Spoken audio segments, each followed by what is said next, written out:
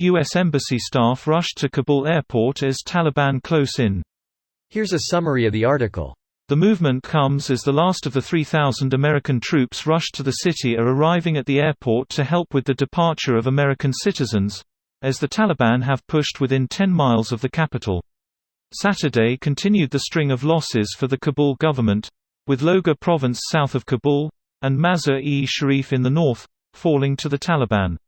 American military officials in Kabul are still advising their Afghan counterparts how to construct a defense of the capital city, a sprawling, 4 million-person oasis of government control that has become increasingly isolated.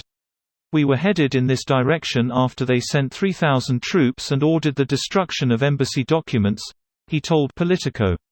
U.S. envoy Zalmay Khalilzad spent Saturday meeting with Taliban representatives in Doha, but no agreement has been reached to stop the fighting. It remains to be seen whether the government intends to dig in and defend Kabul or negotiate its surrender. The fall of Mazar-e-Sharif, the country's fourth-largest city, follows the losses of Ghazni and Herat on Friday, the country's second and third largest population centers, leaving Kabul alone among the major urban hubs. President Joe Biden and Vice President Kamala Harris were briefed Saturday morning by their top civilian and military advisors on the drawdown in Afghanistan and efforts to evacuate applicants and monitor the evolving security situation, a White House official said. This post received a score of 3,700, with an upvote ratio of 97%. Here are the top comments in response to this article. Reports from Twitter of clashes within the last few minutes in Pakman, a western district of Kabul. I'm just surprised there's any resistance at all. The way they've been advancing, it seems like they haven't even faced opposition. I haven't heard of any actual battles. There has been a few units that fought back and got slaughtered after defeat. Taliban lost a lot of fighters and they took revenge on the prisoners. Rest just surrenders and goes to their tribe or join Taliban. The Taliban have always fought with this policy: if you give up without a fight, we will let you return to your family and all will be spared. If one person fired a shot, every person will die and your families will be tortured. Pretty much the Roman way. Mongolians did the same, lots of other groups too, I'm sure. It's a pretty effective tactic. Anyone else refreshing the page for new updates? It could be any minute they enter Kabul, and we don't know when US will be able to leave entirely. They have entered Kabul, they are in Police District 12. Kabul will fall within the next 3 days.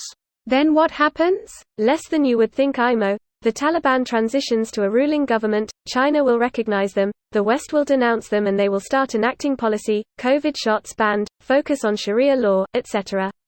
Even the USA will stop caring as time goes on, no foreign reporters will be in country to report anything, we won't have an embassy, it will become a memory of another failed war like Vietnam or Iraq. Greater than a memory of another failed war like Vietnam. The reason that America tried the whole nation-building thing is because it forgot how that turned out in South Vietnam. America also forgot how attempts to control Afghanistan went for the British and the Russians.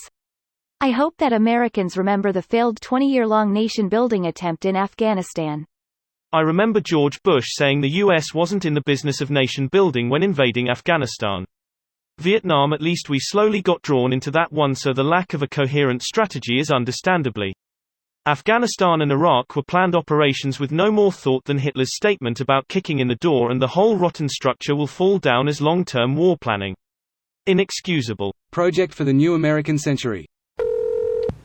Currently night time here in the UK, and I have this bad feeling that I am going to wake up tomorrow morning and find out that Taliban have taken Kabul. I don't think they will. At least not the whole city. The US is holding parts of it.